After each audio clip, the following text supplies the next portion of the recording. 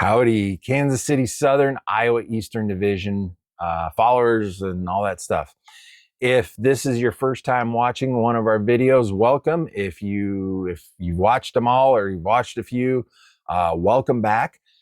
In this video, I am going to give you a little bit finer tour of the layout, the 2 yards, the industries, kind of how the trains run around and that kind of thing. And kind of explain a few processes like JMRI, my operating system, stuff like that, why I use them. And I'm not going to go into big detail. None of this is meant to be an instruction video, but enough with this. Let's roll the intro and get right into it. So stick around because we're going to get this show on the tracks.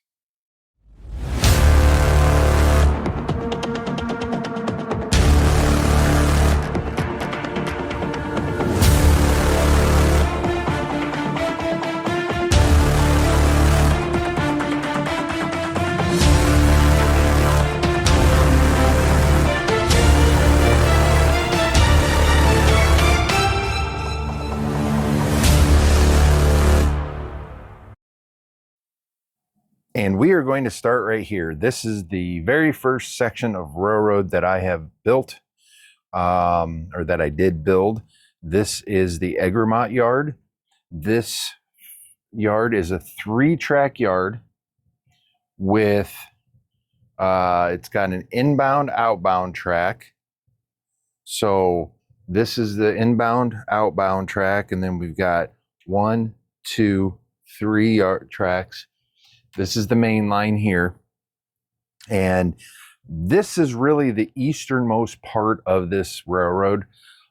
Pretty much everything from here goes west out of here. And as I'll show you as we go through this, it goes west out of here and up to my Montana yard, which is the far west end. Now, with this railroad and this track over here, this track right here, yes, it extends on around over here, and you will see right there is a turnout. That is my provision for, I guess, basically my turnout provision for continuous run. While this is definitely a point-to-point railroad, both upper and lower level have provisions for continuous run for visitors and whatnot. So to start, outbound train will pick up its train on this inbound outbound track, and it will depart the rail yard. One thing I didn't mention before, that this is in a sense, a spare holding track kind of thing. But this track right here is a main line. Yes, this is a main line, but this will come into play here in a little bit. So the train will leave out on the main line, which is this middle track, and it comes over here, and basically there's a turnout there. It can continue on this track back here, and basically it feeds or takes care of what's going to be my metal recycling facility right here. As you can see, I'm still working on it, and in due time it will get finished. But all trains will continue west out of here, or coming off this turnout right here, if it'll focus for me, there we go, it actually can head south. And this is south. We come in here and you can see we've got the main line, which is this first one here, passing siding. And then this one over here, where the 2 cars are back here, that is actually what I'm going to call like an interchange track. So that basically is southbound. Right here, we've got, it's my MA Metalworks. Clearly you can see I'm working on, I have to fit, custom fit a building in there. And this is basically, this whole layout's still under construction. But I could have put in just a straight turnout in here and had it feed it. But I wanted to give a little bit of the operation, a little bit of trick, I guess, slow it down a little bit. So I made it to where the train has to run around its cars from here or here, depending, and has to get on the, in a sense, it'd be the north side, but the way we're looking at it, the right side, to be able to go up in here and push the cars in and basically to pull them out and then do a run around to go back here. And that's kind of the same with the southbound track. I wanted to slow things down a little bit and make the, not really, yes, somewhat of a puzzle, but not too bad of a puzzle. So we're back here, this main line, and if you see, it kind of ducks back here, and that's because in the middle here that you see all the way here, in a sense, where the backdrop is under here. And then once we get around the corner, you'll see my shelf and kind of my little mess area here. That is where like our furnace and all that stuff is, my bookshelf. But that track comes around here. There are two tracks. The first track that we come around on is actually on this track here. This track actually leads to the upper level, and we'll talk to that in a minute. I do have my gate closed, so the trains will come out of to run to switch out West Egremont. They will have to make the run all the way around, and during normal operating sessions, this turnout will be thrown as it is. Like I said, this turnout is basically a provision for continuous run for visitors, but they will go off onto this main line here. They'll pass the Casey's that I've done videos and talked about. And back here, so between this building, and eventually there'll be a building right here on this spur, and back there, that is all West Egremont. This back here is, that sign is not even right. I need to take that down. That is actually, I've decided that this industry, yes, it was going to be a team track, but now it's going to be an industry. It's BK Manufacturing. They produce, they're the producers of not Pokemon, Yu-Gi-Oh cards.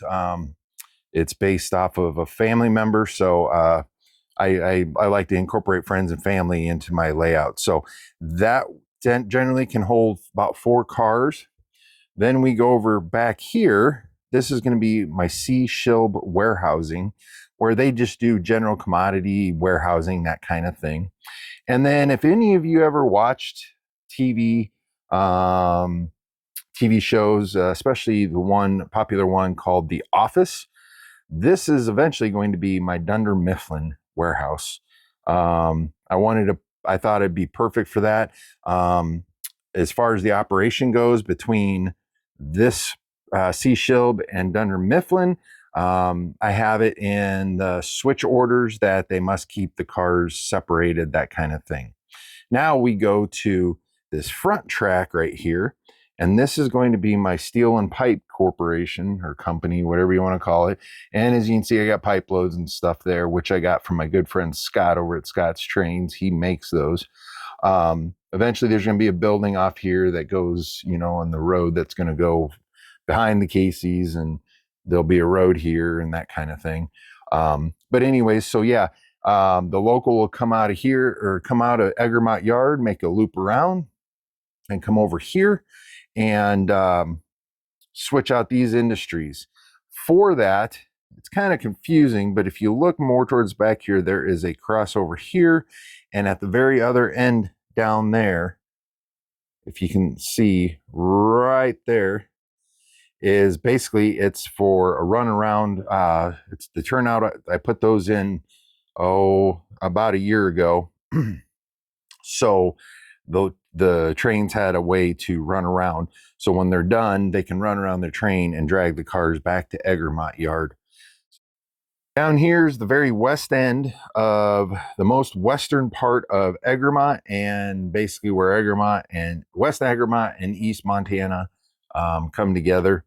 There again, there's the turnout for the passing siding that goes down for the runaround. As you can see, there is a turnout there, and there's one there. Eventually, that's going to go in on this passing siding, and there's going to be my Miller Fuels. Basically, they're going to receive tank cars to fill up their propane, fill up. Eventually, I'm going to have my gas and diesel cylinders, or whatever you want to call it, tanks. They're basically going to be like a local small time distributor.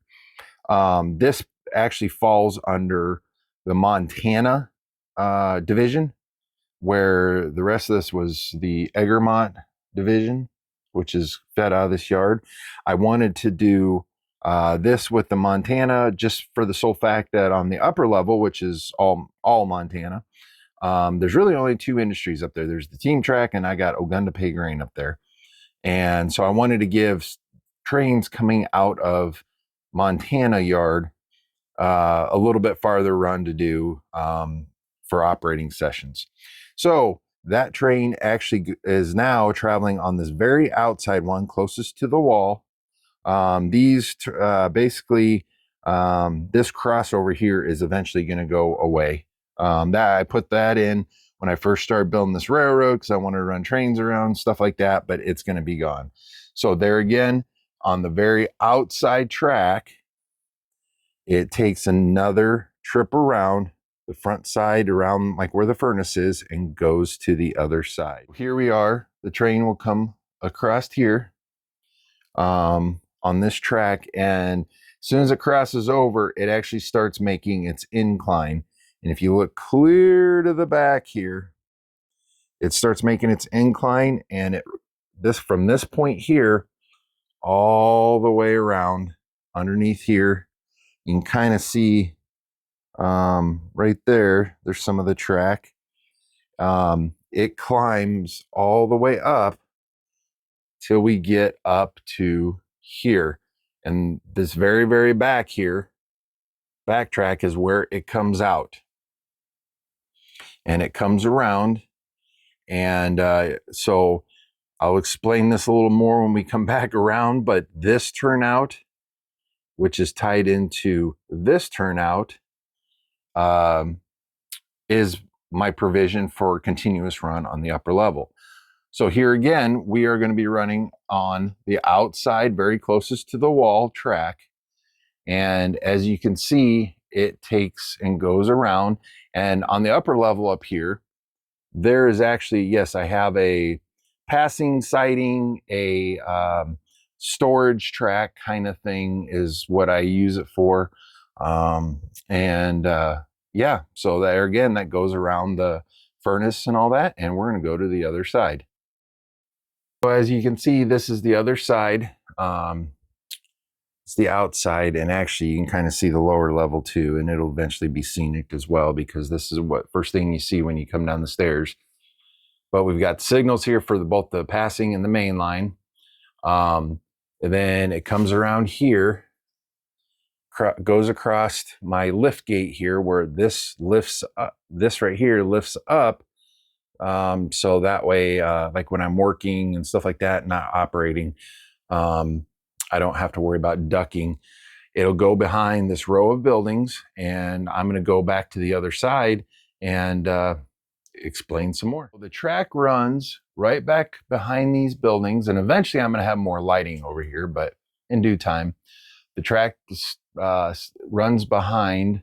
Yes, they're my shaving cream. Those are going to be eventually be some parts, silos, whatever you want to call it, for Ogundape Grain, which is a big customer of the Kansas City Southern Iowa Eastern Division. As you can see, they actually have a 3-track yard over here with a dedicated locomotive to them. So they got a locomotive track, and sometimes when the locomotive's switching out, they can use that as well. But the main line comes around the backside of Ogundape Grain. And then off in the distance, you can see a gas producer. We got signals here. Now we've got a crossover that goes into a siding that not only feeds Ogundapay grain that you can see in the foreground here, but then it comes back and the siding feeds the team track. So we'll move down the line here. So this main line, this is actually an active crossing. So it's got sensors. So when the trains are coming, it'll trip. And then once they're by, it'll stop. I do have a bell for it that I keep off unless we're actually operating. So then we're moving down along here, which I started actually scenicking. So yeah, we have, you can see the team track, which is where all the box cars and one flat car are. We've got the two tracks, the closest or the middle one there is the siding. And then we've got a provision where, so the locomotive can get on either side. So when they're swapping cars here at the team track, the west team track, they can do that without having to go clear around.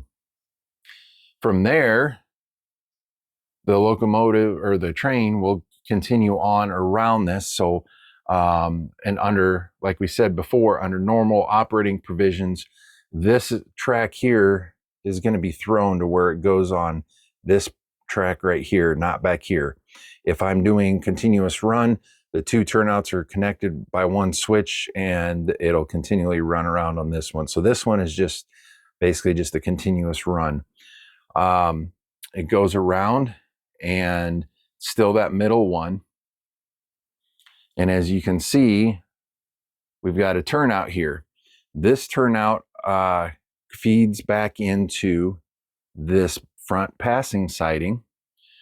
Originally, this front track, after it went by the crossover there, was coming around and then it was basically diving off right about in this area right here. That was going to be another interchange track, and I decided I didn't really need them, and I can use it for storing locomotives that are maybe waiting to pick up their train to leave, or you know, if I've got a couple trains coming in, there's the, you know, I've got provisions or options for that. So depending on if they're coming in on the siding or the main, it comes around the corner here. And then we get into, now I've been doing some operations, so excuse the cars. Basically, it comes into a 5-track yard. So 1, 2, 3, 4, 5. These 2 tracks are basically engine facilities. Yes, I have a couple reefers or a few reefers back there. That's just temporary. But basically the trains come in and the two switchers here, one's an SD40-2 and the other's a Jeep 38, I believe it is. They will come and pull this train off, get it out of the way. The locomotives that you see down here will go to clear to the end, and they'll end up back here on this track number 6 or 7 at some point once I get the reefers out of there, and in a sense do their refueling and whatnot, while the switchers put the cars back or put them where they should go. Track 2, track 3, track 4, and track 5. Basically, there's 4 tracks for it to sort the cars, and that's the railroad. Figured I would give you guys an actual kind of rundown, if you will, of the actual railroad. If you go back to the beginning videos, I have definitely changed my thoughts and plans of what I'm going to do and stuff as time went on. One of the biggest key factors for me, I wanted a railroad that was operational, and not just in the fact of, okay, I can run trains from point A to point B and switch cars. I wanted it to be operations oriented. So I knew that in the beginning when I got back into this and started building this railroad, but I wasn't thinking ahead of the time. I hadn't done 100% of my research for operations before I started building the Egremont yard. Had I known then what I know now, the yard would have been flipped 180 degrees. And there's some stuff that I would have done differently. And I it's to the point now where hindsight's 2020, and I'm happy for my railroad and I got it done. And for the most part, it's operational with going through painting tracks, stuff like that. I'm finding bad spots in the rail that I gotta clean a little better and that kind of thing. Um, but overall, it operates well. Like I stated a couple videos ago, I had my first shakedown operating session here, and it was fun. Everything went mostly well. Does it ever go 100% well? Perfect. There's a few layouts out there, yes, that will, but you got to expect some hiccups when you're doing operating sessions. Now I'm going to save people the question. It dawned on me, how do I operate? If you go back a couple years on videos, I was talking about doing car cards. I think I've even talked about doing way bills. I was going to do a combination of both. In the end, I ended up nixing the car card system for a few different reasons. I have enough on the front of the layout. You can see I've got hooks for my throttles. I've got little toolboxes randomly placed. I got little cup holders for, operators if they're drinking water or whatever. They have a place to put it instead of setting them on the layout, that kind of thing. So I didn't want the extra added boxes, stuff on the layout front.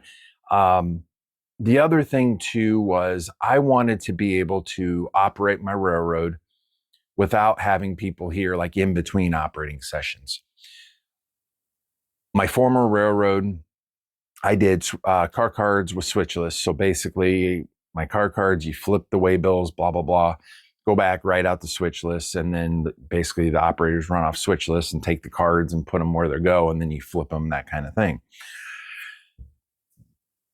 While that works, that was great. A car, unless you have, which I started to do, unless you have way bills for cars after they've done their 4th cycle, and you have way bills set up specifically for certain cars at certain locations, and you go and you swap them out. There's a lot of paperwork, stuff like that's involved with that. And that started to get confusing. And not only that, but if there was a time that I wanted to run a train, I wanted to run a long train, and even on this railroad, looking back, if I run a train and then I like, oh crud, I don't remember where, okay, I pulled from these tracks, but where do I do the split, that kind of thing. It could get confusing. So you'd have an operator looking for a car that's on, this track when it's back here, or vice versa, or, you forget, you mess up and grab one car that should have been over here, but it's over here, kind of thing. So that can still happen, right? But I decided to go with JMRI and their switchless. It's been a learning curve, but I really like the features that it offers for both having operators over, or if you want to operate by yourself. Moving on, I guess, to when I'm talking about having operators here, moving on by myself or operating by myself. First of all, I designed my switchless, and I know it's probably hard to see, and this isn't a tutorial on JMRI, nothing like that, but the switchless, what I like about it is it gives you this is a breakdown, or this is the overall general, then you got breakdown of the different tracks and what cars, the cars you're pulling and what tracks they're on. This one happens to be for Egremont Yard. The other tip I'll tell you right now that I use on my railroad is I 3D printed these little things. I just happen to have some brighter color ones. I'm going to print some more of them, and I'm actually going to paint them different colors for operators. But basically, it's one of those things. You look at your switch list, and let's say, okay, you need this car and this car, this bulkhead flat. When you're doing your switch list, you can go and put these markers on there, do your switching, get your cars set out for the train, and then you can simply pull them off the top. A little bit easier. I did that because of the confined space that I have down here. But going back on why I went with JMRI is because obviously if I want to run a train, just watch it run around, that's no big deal. But I simply use these little markers, and let's say, I'll take this train or the cars here and maybe cars on track 2, put them together. I'll put a marker on the head of one of those, the head or basically to separate them so I know which tracks they go to, and I'll run the train around.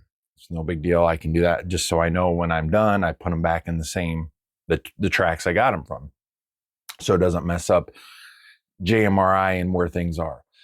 But the thing I like about using the JMRI is I can simply go over to my computer, go into JMRI, I can generate my switch list, and it gives it to me. Whereas car cards, you have to go and you have to flip. Okay, you pull your cards, you flip the way bills, so on and so forth, right? So you if you go and do that, if you're operating by yourself, you see what you're moving ahead of time.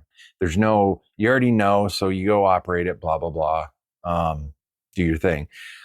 For me personally, I like this because it's generated by a computer, and I'm not touching a whole bunch of way bills and car cards and stuff. But if I want to run the team track run, I would say I don't have a lot of time, or I just don't feel like, well, especially right now with having my back surgery, it is getting better.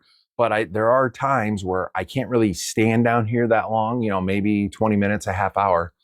And that's long enough for me to pull my cars from Montana Yard, pull around over, make my run around, come into here, do my switching, and then, get on the other end of the train, run around and come back into the yard and put my cars away and be done. It gives you that, for lack of a better term, surprise factor. And that's what I like about using the JMRI versus the car cards and waybills, that the car cards and waybills give you a little bit of heads up. Even if, like, let's say I switched them out tonight, because I'm recording this in the evening, I switch them out tonight and then I'm going to operate tomorrow sometime. You still kind of, okay, I remember switching this waybill. I already kind of know this car's going here and so on and so forth. So anyways, that's why I like using the JMRI. Enough about JMRI. That's not what this is about. So how my railroad runs is I've got several jobs for operations. I've kind of explained it a little bit, starting with the Montana Yard up top here, which is on the far west end of the railroad. I've got the team track that I showed you. I've got Ogundape grain. And then eventually there'll be the Miller Fuels, which is the clear on back in the corner there of the lower level, which is in a sense the farthest east. It's basically where East Montana and West Egremont meet. It's that fine line, so eventually there'll be that job out of the upper yard here. But then I also have a job that will do, like, I've got it set up to where team track by itself, Ogundape grain by itself, but then I also have a job where it does both of those.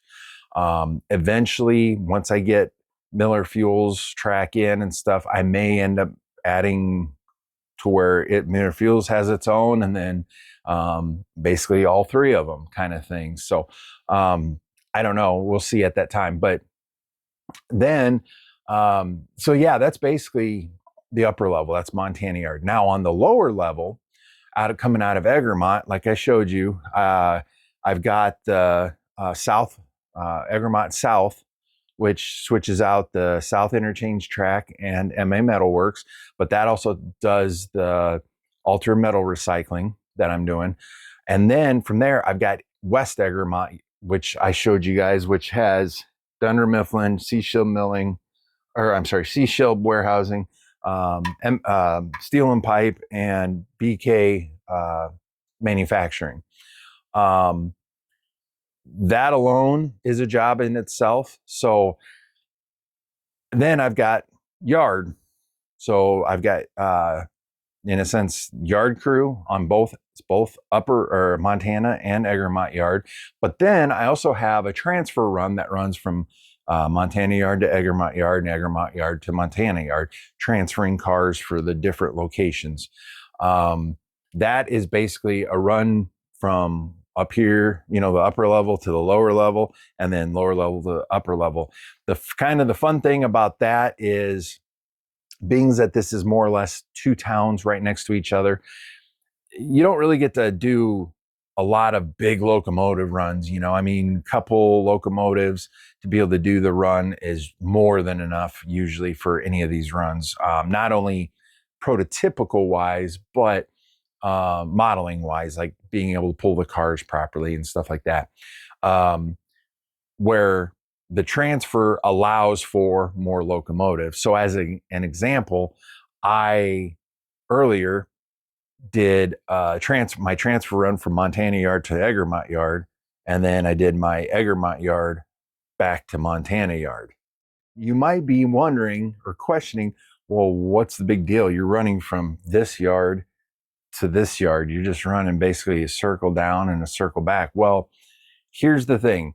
Going down, I have a max each direction of 15 to 18 cars. Right now it's set at 15. I'm trying to see what my max is. If I can get it up to 18 to 20 cars, then great. But because of my incline, it is a really, really steep incline. I have to be careful because I don't want them derailing while I can get to them. And where I've had them derail before, they derail to the inside. There's a slight curve in the incline and a couple slight curves. And when they do, they pull to the inside, which is fine. Given the circumstances, but it goes to the backdrop. So it's not like it's dropping off the backside either way, as long as you're not running the train high speed down in the curves where it's going to flip the opposite way, which it's all in a sense city limit for speed limit. So it's not like people are going to be highballing it. But going down, it's a minimum of 2 bigger locomotives, 6-axle locomotives. That's what I require. If it's a heavier train, I require 3. And not only is it for looks, for operation, but actually it's for practical reasons, as if you don't have enough locomotives, enough weight up front, and depending on the weight of the cars, when you start getting down towards the bottom where you're coming actually into the lower level, the cars can actually start pushing the locomotive depending on the weight of the cars, which while they're NMRA, but if you have a string of heavier weighted cars, that's where I have a minimum of 2 6-axle, sometimes 3 6-axles.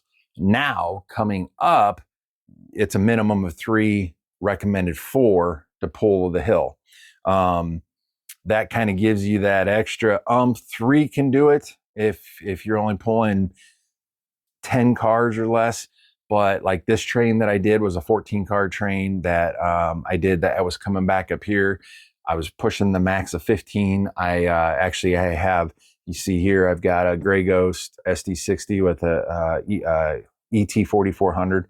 And then these two, well, I have these 2 paired and these 2 paired. I had 2 of these sitting down in the Egremont Yard, and the other 2 actually came from up here and went down. Well, I knew I was turning around, it was basically a turn and burn when they brought their train in. The local switcher was getting there. I got the return train done, put their cars away so these locomotives could attach to their train and start heading back up. So yeah, it allows for bigger, heavier locomotives, not only out of necessity, but for the fun of being able to see, long string of locomotives, where in a normal situation like this, you're not going to see several, like 3 or 4 locomotives on the head end just switching cars. Well, there you have it. I hope you enjoyed my updated tour of my railroad. Some final thoughts. I'm running Digitrax. If anybody's wondering, I have the Digitrax DT, or what is it, 210 Plus system, but it's the one that has the radio. It came with the radio UR93 or whatever it is with it, so it's radio wireless. I've got 2 of their DT602Ds. I got one of their UT6s, which is a utility throttle. It's basically a smaller one, and this is my favorite preferred one. It's wireless. I do have another one of these that is corded, but it also is infrared, but I don't have my infrared hooked up because it's my other system for the infrared is a little too confusing. So that's more or less just a backup for these if something were to happen. I enjoy the Digitrax system.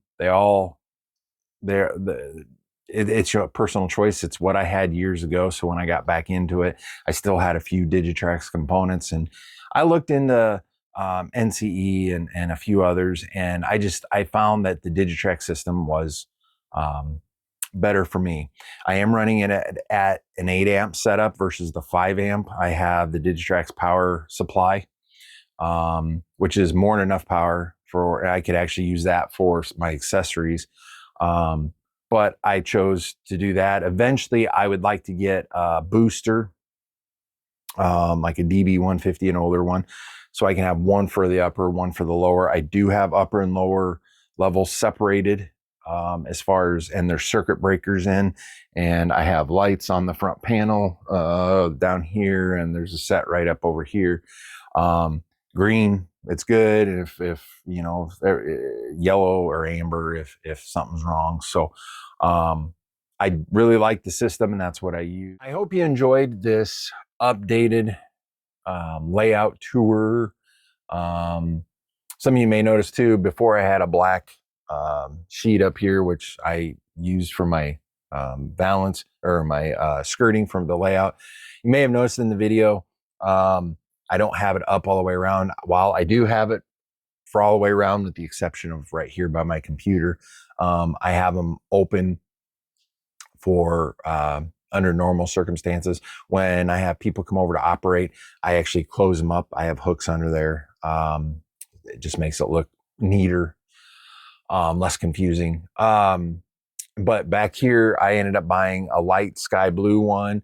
I had my fingers crossed when I ordered it online, like, okay, I was looking for sky blue, and it came in. It's pretty close. You can't really tell because of the light, well, between the camera and stuff, but it matches pretty close. It works well with my backdrop. When we're operating, I do have the overhead lights on. When I'm operating just by myself, I have it to where it's just the layout lighting on because I like the look of it. And generally, if I'm to have it for display, it's just the layout lighting as well, because it gives you it accents the trains. And plus I can adjust the temperature. Like right now, they're a little on the cooler side. Next time I operate, I'll probably change them to a warmer side to make it like a little bit, a little bit either earlier, not necessarily morning, but mid-morning, or I can change the color temperature. I've got like 5 or 6 color temperatures that I can change them all to, and brightness and stuff. So I can really fine tune the layout is for my own personal or display purposes. But anyways, I hope you enjoyed this video for showing you what the layout is. I can tell you right now that with what I have set up and planned, I'm not changing the layout anymore as far as track and businesses and stuff like that. I don't have the other room. But I've incorporated, like I said, I like to incorporate friends and family into my railroad, or things that I like into my railroad. You know what? It's my railroad. I can do what I want. Um, Being a proto freelance, the prototype portion is, you may have seen some of my cars are weathered and stuff like that, and the locomotives, basically the rolling stock and locomotives are what the prototype is. I'm going to try to weather everything as close as I can to what the prototype is, but generally speaking, it's more freelance than prototype. So, but thank you for watching. Like we said in the very beginning, if you like, please like and subscribe.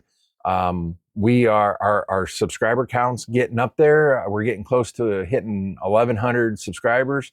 That'd be awesome. I think the last time I checked, we were 12 away. So is that right? I know I can't count. 22 away. We're 22 away from hitting 1,100. That's what it is. But if we could hit 1,100, that'd be awesome. But thank you to those that have commented and all that. I really enjoy that. Remember, if you want to reach out, I'm still keeping the Model Railroad Talk email address. So it's modelrailroadtalk@gmail.com. I haven't decided if I want to do a specific email for the railroad yet. Because I have so many emails between my work email, I have a few personal ones for different things. I don't know if I want to add another one, but any questions though, yeah, by all means, please reach out. And yeah, so thanks for watching, and until the next time, keep your train on the tracks.